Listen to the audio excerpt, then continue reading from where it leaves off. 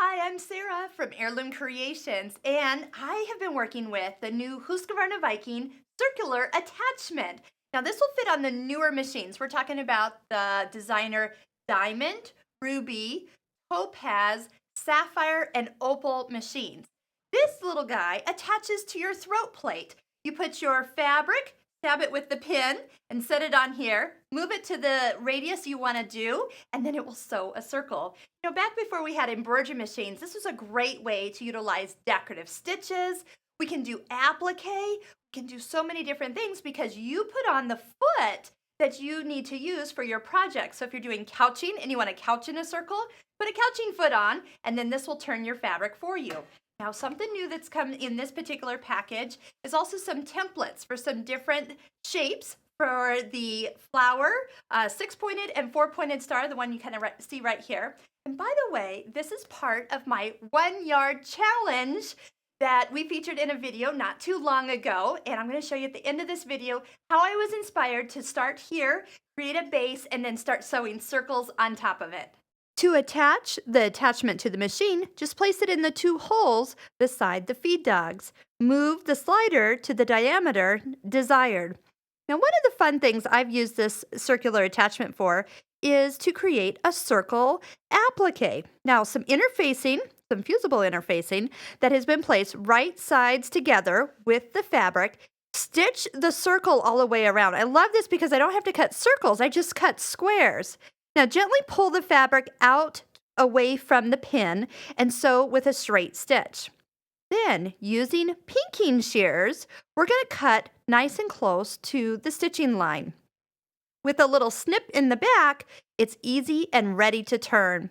That fusible interfacing will easily attach the circle to your project and then stitch. Let's try it now on a piece of fabric. Attach it to the attachment and stitch with a straight stitch or decorative stitch, whatever your desire is. You can move the attachment in or out for additional circles that are equidistant to each other. Choose a decorative stitch like a blanket stitch, mirror image it, and away you go. Just lock it and cut the thread for easy setup.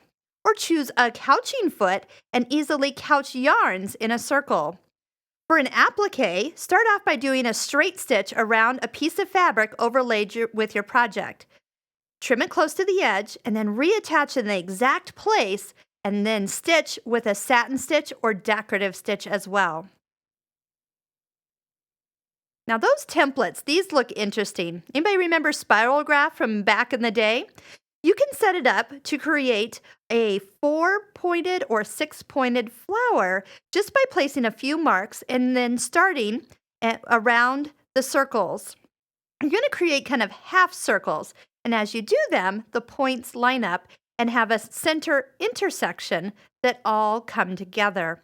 This is actually a triple straight stitch, a stitch I like to use with the circular attachment because it gives it a little bit bolder look. Isn't that fun?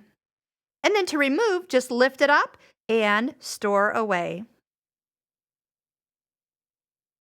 Now here's the bonus part. We're going to take and kind of make some squiggly edges using the cut around ruler, which we have done a video on.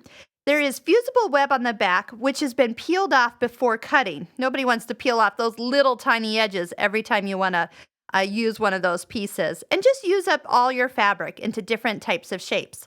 Lay it out on your project and press in place. What a fun background that you can create and then add your circles to.